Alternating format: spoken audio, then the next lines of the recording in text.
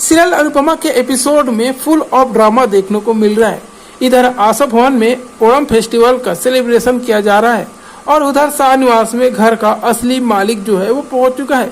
वही यह बिल्डर तोसू से शाम तक घर खाली करने को कहता है और वो बताता है कि उसने वनराज शाह से उसका पुराना घर खरीदा था और बदले में पेंट हाउस देने को कहा था, लेकिन क्योंकि पेंट हाउस तैयार नहीं था इसलिए उसने इस घर में रहने का विकल्प चुना।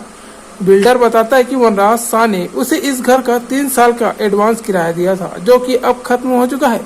तोसू बजाय शालीनता से बात करने के उस बिल्डर से जो है नोटिस मांगने लगता है और उसके आगे जो है अकड़ दिखाता है।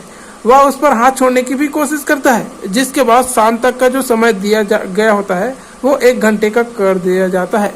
बिल्डर कहता है कि 1 घंटे भर में मकान खाली करो वरना सामान के साथ तुम सारे लोगों को उठाकर बाहर फेंक देंगे। वही बातों बातों में यह भी पता चलता है कि तोसू ने डिम्पी और घर के बाकी सदस्यों से झूठ बोला था कि उसकी बात बिल्डर से हो चुकी है। जब तोसू कानूनी एक्शन लेने की बात कहता है तो जो बिल्डर होता है वो कहता है कि पुलिस के पास तो उसे भी जाना है, क्योंकि वनराज शाह ने जो 50 लाख रुपए इससे लेकर भाग गया है वो भी तुम ही लोगों को चुकाना पड़ेगा। वही ये सुनते ही सभी लोग चौंक जाते हैं। इसके बाद लीलाबा, बाबूजी और पाकी को भी जब पूरी हकीकत पता चलती है तो उन लोग सभी के पांव तले जमीन खिसक जाती है। जब पाकी अपने बड़े भाई को घर का नया हेड समझकर उस पर गर्व महसूस कर रही थी, अब उस पर वो गुस्सा दिखाने लगी है।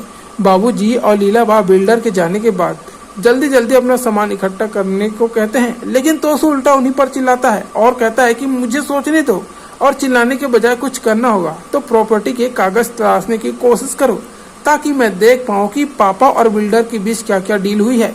वही वक्त हाथ से निकल जाता है और बिल्डर के जो गुंडे होते हैं वो शाह हाउस में एंट्री ले लेते हैं। अब इसके बाद देखना होगा कि अब आगे एपिसोड में क्या होगा। क्या बिल्डर के जो गुंडे हैं वो इन सभी को घर से उठाकर बाहर फेंक देंगे या कहानी में क्या होगा।